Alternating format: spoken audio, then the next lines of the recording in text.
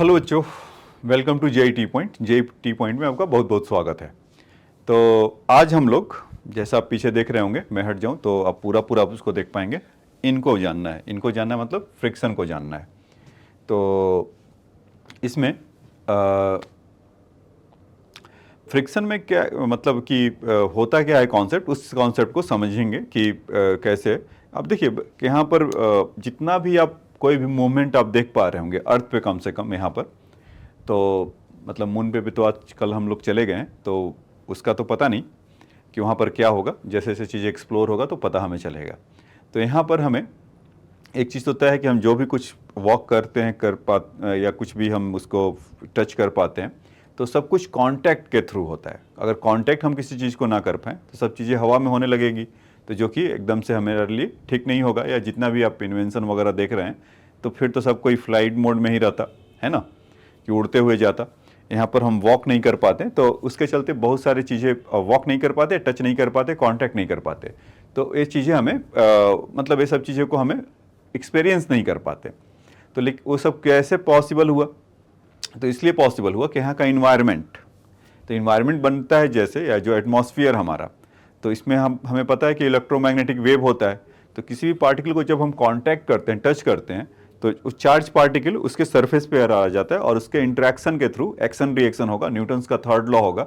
हम उसको कुछ टच करेंगे तो बदले में वो हमें कुछ गिफ्ट देगा, रिटर्न गिफ्ट। तो एक्शन रिएक्शन ही होता था ना, जो इक्वल अमाउंट में हमें भेज देता था। तो जिसके चलते कोई भी पार्टिकल को हम कांटेक्ट कर पाते हैं या उसको होल्ड कर पाते हैं due to the electromagnetic force, और वहाँ से वो जो फोर्स होता है वही सारा गवर्न करता है। तो उसमें एक आपका फ्रिक्शन है, ठीक है। तो ये बात समझ में आए कॉन्टैक्ट फोर्स का इंपॉर्टेंट कैसा है। तो वन फ्रिक्शन उसी का है। जितने भी आप इलेक्ट्रोमैग्नेटिक, जितने भी आप फोर्स यहाँ पर देखते हैं, इस काइंड ऑफ इलेक्ट्रोमैग्नेटिक फोर्स ही है। तो फ्रिक्शन भी उसी का एक इलेक्ट्रोमैग्नेटिक फोर्स है। ग्रेविटी भी क्या है? एक तरह का इलेक्ट्रोमैग्नेटिक फोर्स है, ठीक है।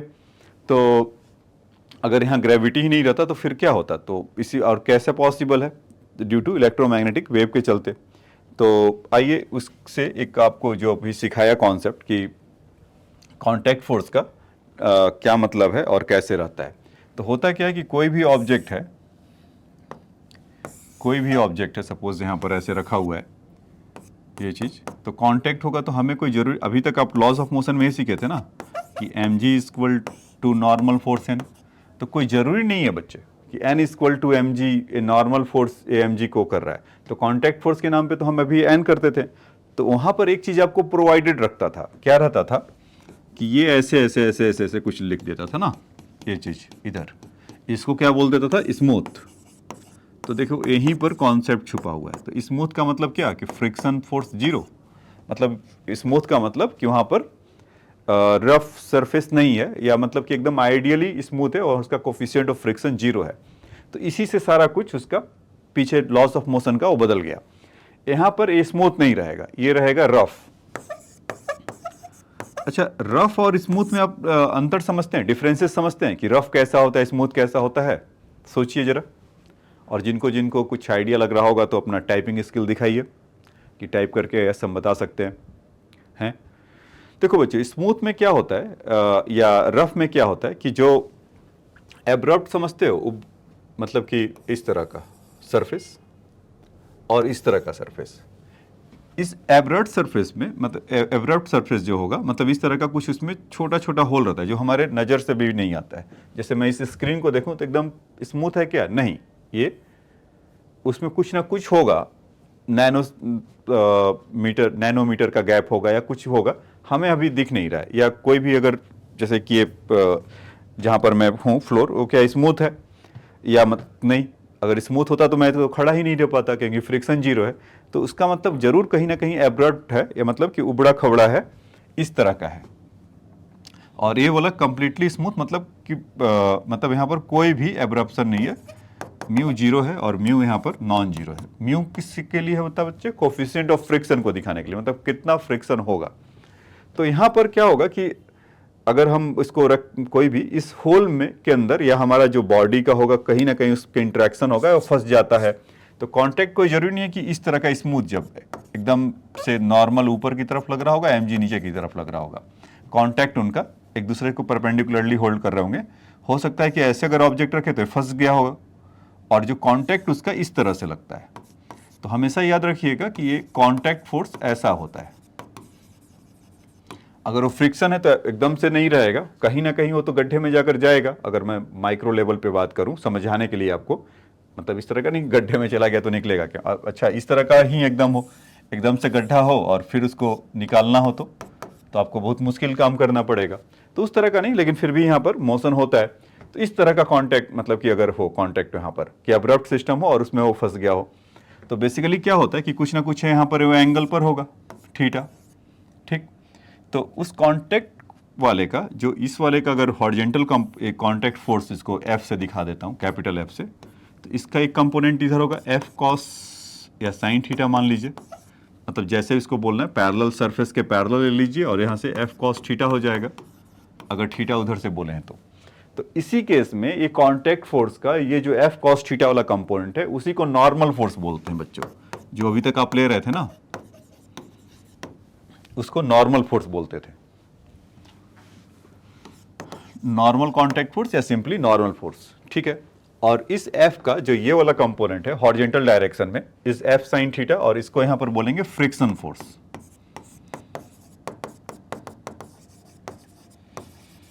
तो ये बात समझ में आया कि बेसिकली कांटेक्ट फोर्स लगेगा तो कहां लगेगा, स्मूथ नहीं होगा तब, जहां पर रफ प्लेन होगा, रफ सरफेस होगा वहां पर। क्यों होगा, क्योंकि वो एब्रप्ट होगा और उसके चलते वहां पर इंटरलॉकिंग जैसा कुछ होगा और हम वहां पर चल पाएंगे या कर पाएंगे, ठीक है। तो इस तरह का सरफेस होगा। तो कांटेक्ट फोर्स कोई मतलब कि जरूरी नहीं है कि नॉर्मल ही लगता था, वो कब होता था, जब म्यू का वैल्यू 0 होता था, कोई एब्रप्शन नहीं हो, फ्लैट हो, जाकर लगे उसका mg नीचे और नॉर्मल फोर्स ऊपर, तो कांटेक्ट उस केस में था।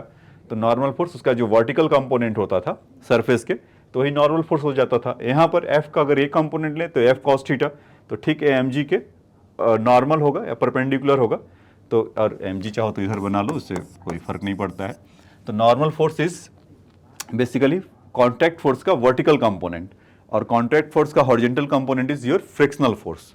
तो ये बात समझ में आया कि फ्रिक्शनल फोर्स क्या होता था और नॉर्मल फोर्स क्या होता था। कांटेक्ट फोर्स का बेसिकली ये कंपोनेंट होते थे। आइए इसी कॉन्सेप्ट को आपको ऐसे से समझा दूं, जैसे कि मान लीजिए कि यहाँ पर एक जैसे वेट मान लीजिए कि 2 kg है, ठीक है, और फ्रिक्शनल फोर्स मान लीजिए कि 12 न्यूटन है, इस तरह का।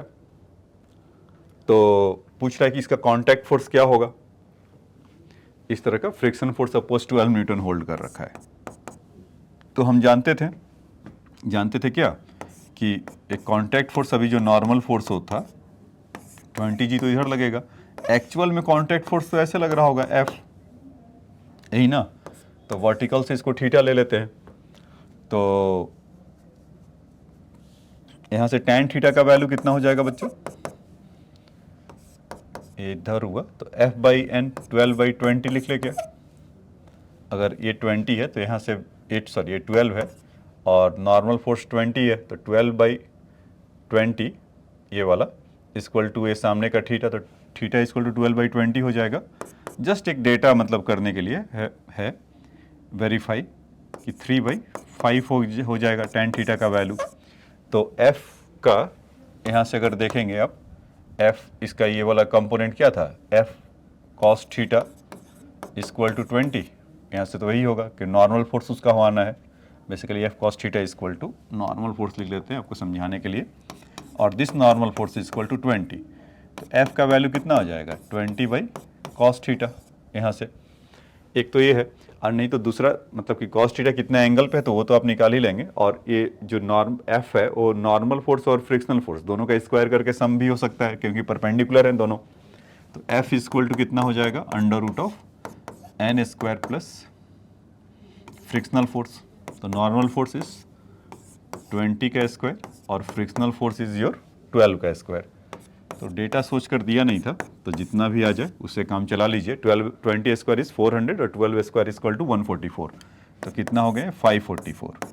तो 529 किसके आसपास होता है 23, तो थोड़ा सा ज़्यादा होगा 23.1 या 2 लिख लीजिए, इतना न्यूटन का कांटेक्ट फोर्स होगा। तो ये बात समझ में आया बच्चों कि कांटेक्ट फोर्स क्या होता है। और और फ्रिक्शनल फोर्स क्या होता है। ठीक है, तो अब आप सोच रहे होंगे कि ठीक है फ्रिक्शनल फोर्स तो हो गया, और फ्रिक्शनल फोर्स तो मतलब कि आपको यही समझाया। अब जितना तक आप समझ पाते हैं, मतलब कि अगर हम चल पाते हैं, आप बचपन से सुनते आ रहे हैं ना, चलते हैं हम तो वो उसी फ्रिक्शन के चलते ऐसा चल पाते हैं।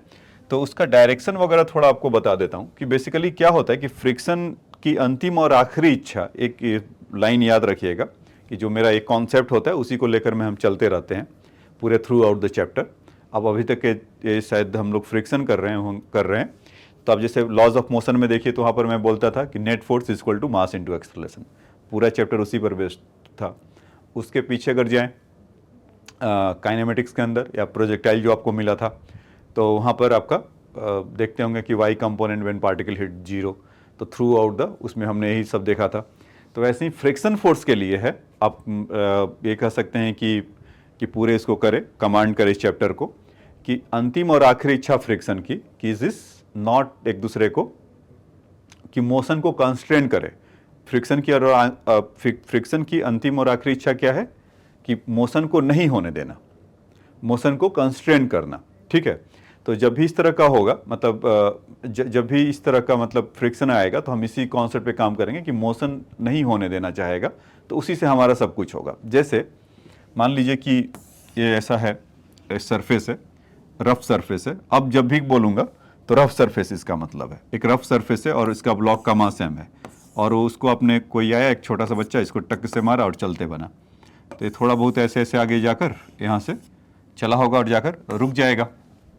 तो अभी अगर देखा जाए तो ये टक से जो हमारा फोर्स लगाया F इक्वल टू इसका मास सपोज m है, तो अब यहाँ से हम F इक्वल टू m में नहीं कह सकते हैं। क्यों नहीं कह सकते हैं? इसलिए नहीं कह सकते बच्चों कि मतलब मान लो कि 2 kg का है यहाँ पर और फोर्स लगाया 10 न्यूटन, तो अगर हम कहेंगे इसमें एक्सेलरेशन बताओ कितना होगा, तो अगर कहेंगे 10/2 तो 5 मीटर पर सेकेंड स्क्वायर नहीं होगा बच्चों। क्यों नहीं होगा? क्योंकि थोड़ी देर के बाद ये जाके रुक गए हैं अपने आप। ये ब्लॉक जाकर कुछ देर चला होगा। आप इमेजिन करके भी देखिए कि कोई बॉल है, उसको टक से लगाइए तो बॉल रोल करेगा और थोड़ी देर के बाद वो रुक जाएगा। तो उसका एक्सेलरेशन कितना होगा नहीं पता। क्यों? क्योंकि अब यहाँ पर एक अपोजिट डायरेक्शन में फोर्स आने लगा होगा और उसको बोलते हैं फ्रिक्शन। तो मैंने बोला था क्या कि अगर ये ब्लॉक जा रहा होगा आगे और रुका क्यों? फ्रिक्शन के चलते। फ्रिक्शन की अंतिम इच्छा क्या, आखिरी इच्छा क्या थी कि मोशन को नहीं होने देना। तो मोशन को नहीं होने देना मतलब रिटार्ड करना। तो यानी कि जरूर ये F फॉलक 10 न्यूटन तो ऐसे ऐसे जा रहा होगा, लेकिन साथ साथ उसी टाइम पे ये फ्रिक्शन फोर्स इधर उसको रोक रहा होगा। ठीक है, तो इन दोनों के बीच में जो मोशन ऐसे हो रहा होगा तो उसको फ्रिक्शन उसको पीछे की तरफ रख रहा होगा। तो यानी कि जब भी 2 सॉलिड ऑब्जेक्ट आपस में कांटेक्ट करते हैं तो यानी कि वो तो फ्रिक्शन फोर्स लगता है, पहले डिस्कस किया होगा। तो इसका डायरेक्शन किधर होगा? ये जा रहा होगा इधर, तो फ्रिक्शन फोर्स लग रहा होगा इधर। एक बात तो ये समझ लीजिए। तो ये आपका फ्रिक्शन फोर्स का डायरेक्शन है। अगर हम वॉक करते हैं, चलते हैं, तो फ्रिक्शन फोर्स किधर लगता है? सोच के बताइए जरा। बहुतों को पता भी होगा क्योंकि बचपन में सीख लिए होंगे। जो लोग नहीं सीख पाए होंगे तो दिल छोटा मत करिए, उनके लिए बता देते हैं। मान लीजिए कि अगर आप ऐसे चल रहे हैं तो अगर फर्स्ट अगर पैर को अगर रखें इस पर, तो अगर मैं यहाँ पे दिखा पाऊँ तो आप इसको पीछे की तरफ ऐसे खींचते हैं पैर को, तो फ्रिक्शन फोर्स क्या करेगा कि नहीं, मोशन नहीं होने दूंगा। अगर आप चलते हैं, इमेजिन करके देखिए कि अगर आप वॉक कर रहे हैं ऐसे ऐसे किसी भी डायरेक्शन में ऐसे वॉक कर रहे हैं, तो जिधर भी आप जा रहे होंगे तो पैर को आप अपने पीछे की तरफ खींचते हैं, तभी तो आप आगे बढ़ पाते हैं। यही होता है ना जनरली। तो अगर आप पैर को पीछे की तरफ खींच रहे हैं ऐसे, तो मोशन किधर हो रहा है? पीछे की तरफ। तो फ्रिक्शन की अंतिम आखिरी इच्छा मोशन नहीं होने देना। तो क्या होगा?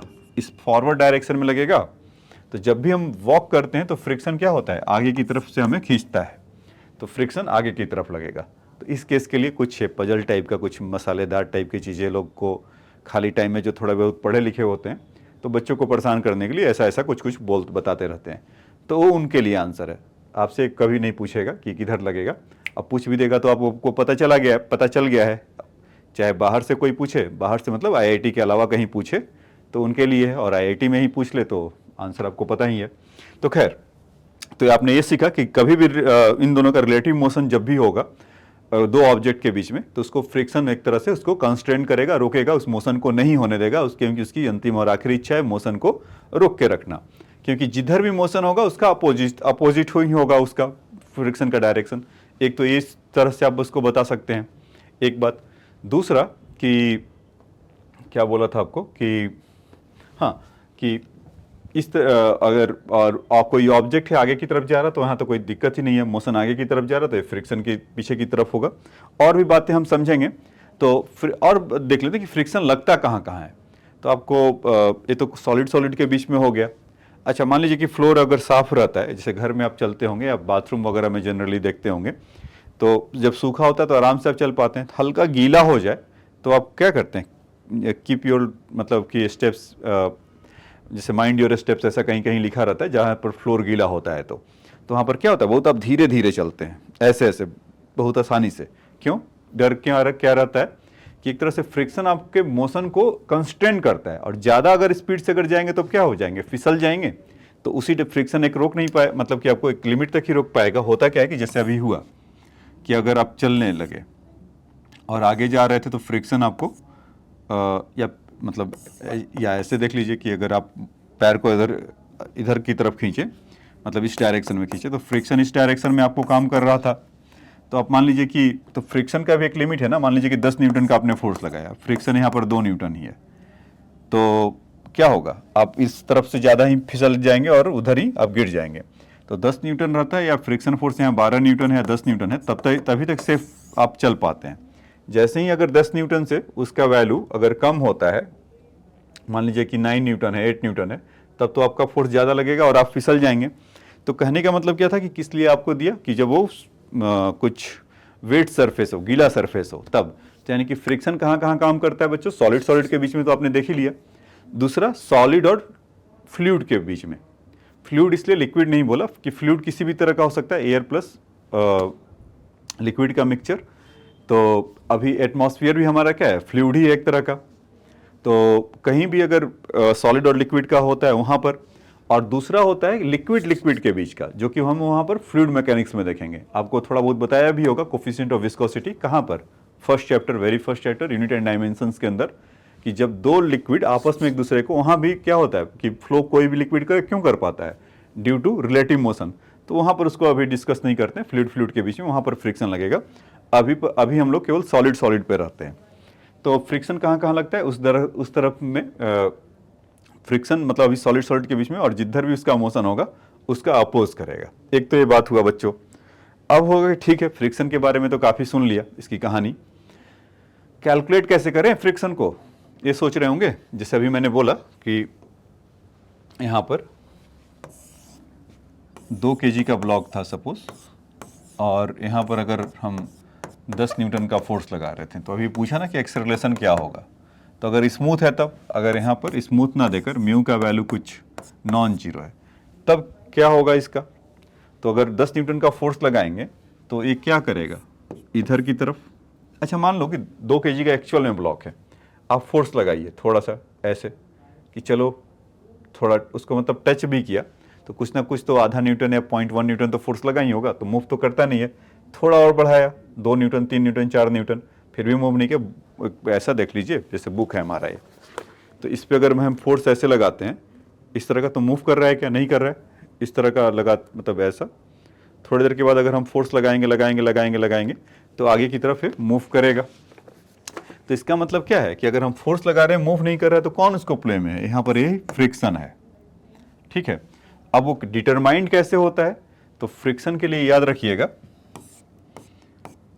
इसका एक फ्रिक्शन कोफिशिएंट होता है mu times of normal force.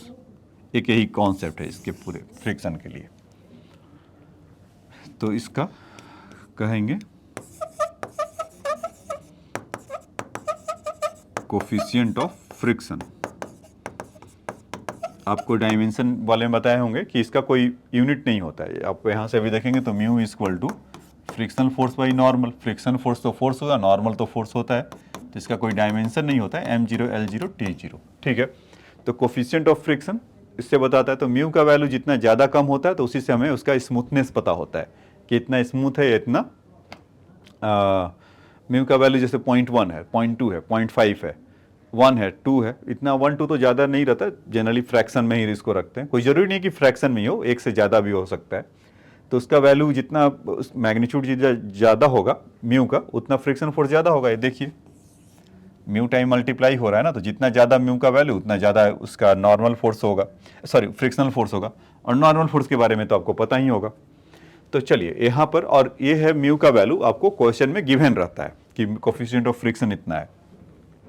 तो अब देखिए यहाँ पर भी कोफिशिएंट ऑफ फ्रिक्शन है, दो तरीके का होता है बच्चों, क्योंकि यहाँ भी फिर से दो और तरीका है, ये भी पढ़ना पड़ेगा। ठीक है, आसान है, ज़्यादा मुश्किल नहीं है। तो इसको म्यू को के से म्यू के करते हैं और इसको म्यू एस कहते हैं। तो इसको बोलते हैं kinetic coefficient of kinetic friction, और इसको बोलते हैं coefficient of static friction.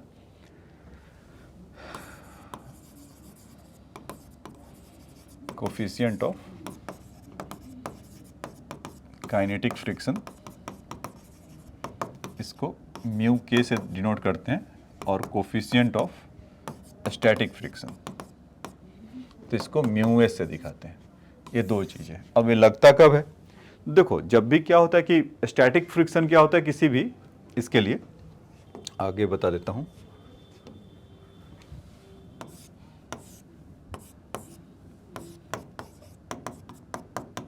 Friction यहां पर है, और यहां से म्यू एस हो गया और ये म्यू के हो गया। म्यू के लिए था काइनेटिक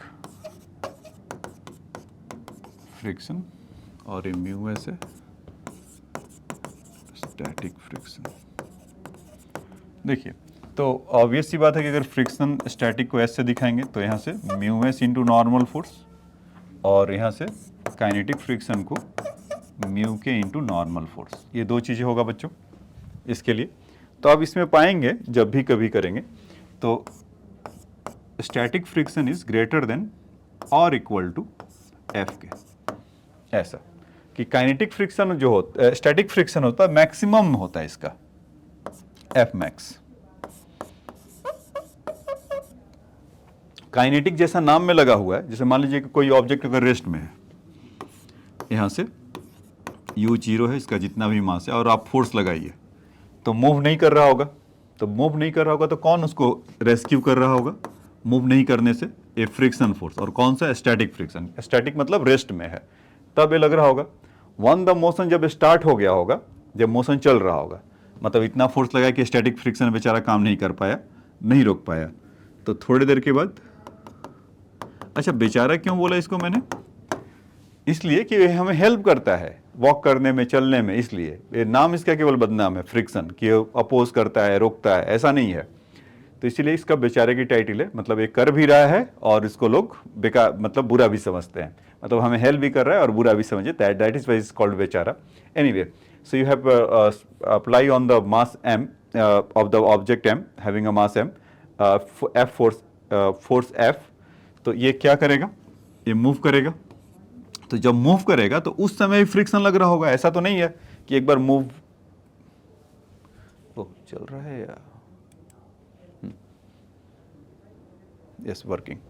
तो मान लीजिए कि एक ऐसा भी हो सकता है कि मूव कर रहा होगा या चल रहा होगा, तो हाँ, तो ऐसा नहीं है ना कि वो फ्रिक्शन हो जाए, नहीं तो फिर टायर क्यों चेंज होता है? मान लीजिए टायर चेंज क्यों होता है कि अगर मान लीजिए कोई कार है, व्हीकल है, किसी भी तरह का, तो उसमें चलता है तो वेयरिंग टेयरिंग होता है ना, तो टायर घिसता है ना। तो टायर क्यों घिसता है? Due to the friction. अगर फ्रिक्शन नहीं होता तो नहीं घिसता। तो वही मैं बोल रहा था कि अगर चल मोशन में रहता है तो उस समय जो फ्रिक्शन काम करता है इज कॉल्ड काइनेटिक फ्रिक्शन। तो काइनेटिक फ्रिक्शन का वैल्यू हमेशा कम होता है स्टैटिक फ्रिक्शन से। आप इसका वैल्यू भी देखेंगे म्यू एस और म्यू के का, कि म्यू एस का वैल्यू से म्यू के का वैल्यू हमेशा कम रहता है। वो तब के लिए जब मोशन रहता है तब के लिए, और स्टैटिक फ्रिक्शन से किसी भी मोशन के लिए हम देखते हैं। ठीक है, तो ये बात समझ में आया होगा कि स्टैटिक फ्रिक्शन क्या होता है, काइनेटिक फ्रिक्शन क्या होता है। आइए एक छोटा सा एग्जांपल देकर आपको और समझा देता हूं कि स्टैटिक फ्रिक्शन और काइनेटिक फ्रिक्शन क्या होता है। ये वर्किंग है, ठीक है। तो एक क्वेश्चन अगर मैं लूँ ऐसे, मान लीजिए 2 kg का ब्लॉक है और यहाँ पर हमने अच्छा चलो एक पहले 12 न्यूटन का फोर्स लगाया, ठीक है, और यहाँ पर coefficient of friction suppose mu का वैल्यू 0.8 दे दिया। तो पूछा जा रहा है कि 12 न्यूटन का फोर्स लगाया, 2 केजी का ब्लॉक है, कोफिशिएंट ऑफ फ्रिक्शन 0.8 न्यूटन है। तो पूछा जा रहा है आपसे कि find acceleration of 2 KG block.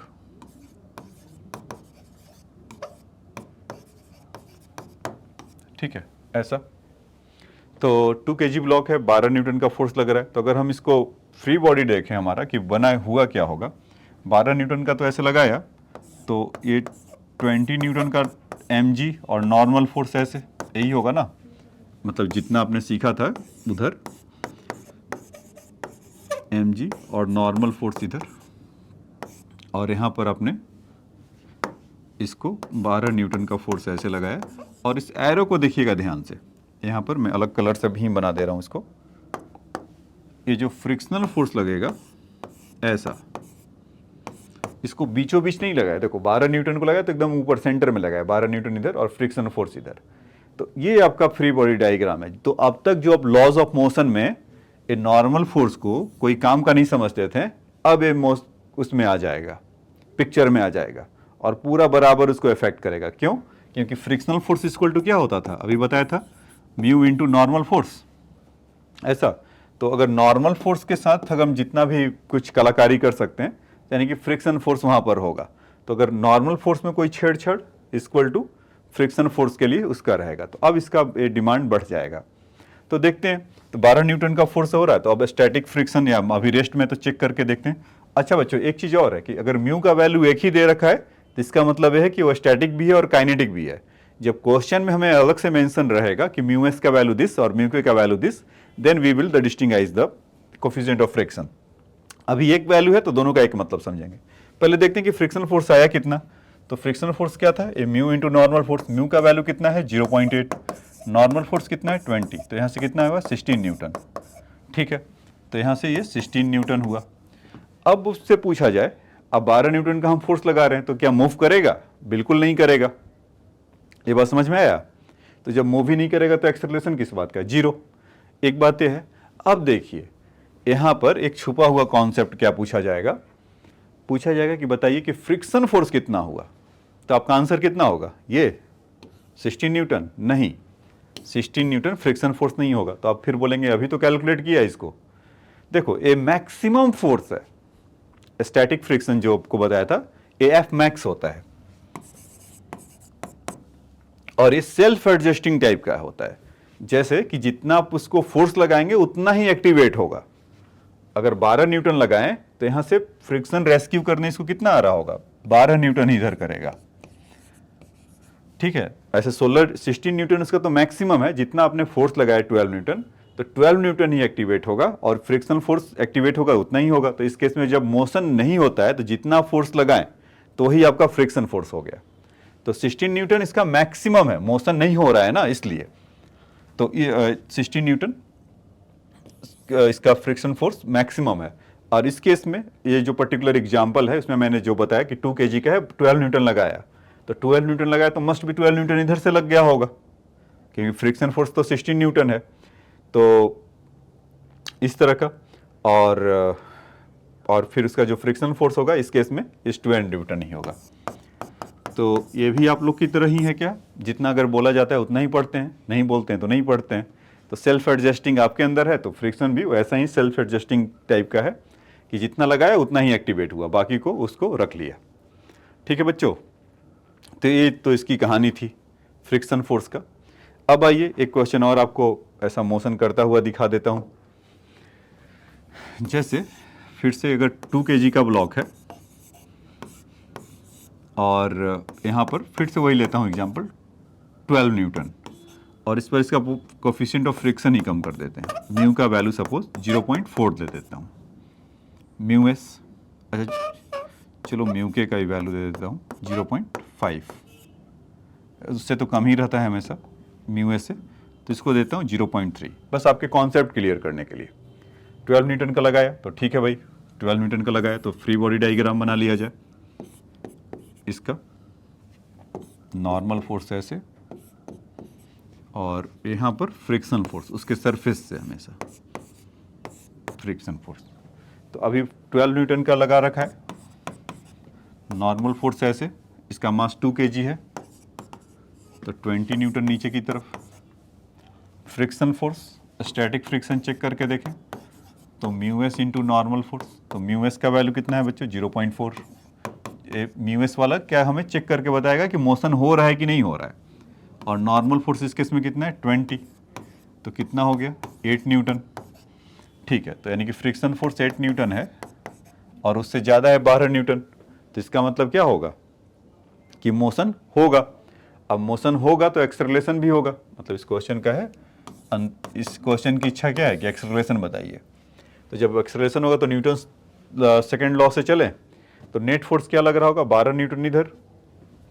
और जब मोशन होता है तो आपको बताया था उस समय कौन सा लगता है काइनेटिक फ्रिक्शन, तो 12 minus kinetic friction equal to net force सही होगा 12 न्यूटन इधर की तरफ और पीछे की तरफ एफ के। और नेट फोर्स हमेशा क्या होता है मास इंटू एक्सेलरेशन, तो 2 इंटू ए। अब उस केस में 12 एफ के कितना हो जाएगा, ये देखिए बताया था सेम वही होगा, ये सेम यही होगा, एफ के इक्वल टू म्यू के इंटू नॉर्मल फोर्स, और एफ एस इक्वल टू क्या होगा एम एस इंटू एन।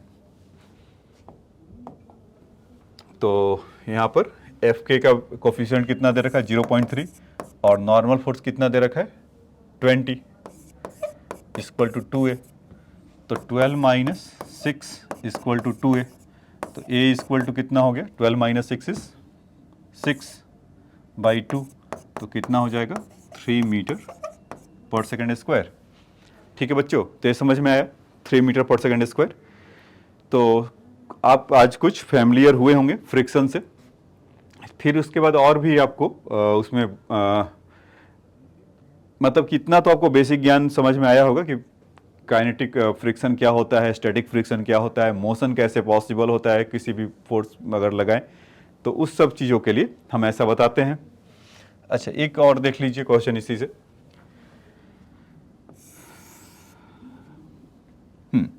जैसे मान लीजिए कि 2 kg का ब्लॉक फिर से लेते हैं यहाँ से, जैसे मैंने बोला था ना कि playing with the twisting with the normal force, वो क्या हुआ, जैसे F इक्वल टू ये लगा लीजिए कि 40 न्यूटन है। अच्छा, कहीं वो उठ ही ना जाए, तो चलो 20 न्यूटन एक एंगल पे लगा देते हैं 37 डिग्री पे। ठीक है, ऐसा, और यहाँ पर म्यू का वैल्यू है 0.3 ले लीजिए। ठीक है, अब मैं जानबूझकर म्यू का एक ही वैल्यू दिया हूँ, जो 2 वैल्यू नहीं दिया हूँ, कि जनरली आपको एक ही से रहता है, तो वो तो म्यू एस और म्यू के समझ में आ ही गया। जब क्वेश्चन में मेंशन रहेगा तब करेंगे। तो म्यू का एक ही वैल्यू है, तो मतलब मोशन जब हो रहा होगा तब भी यही लगेगा।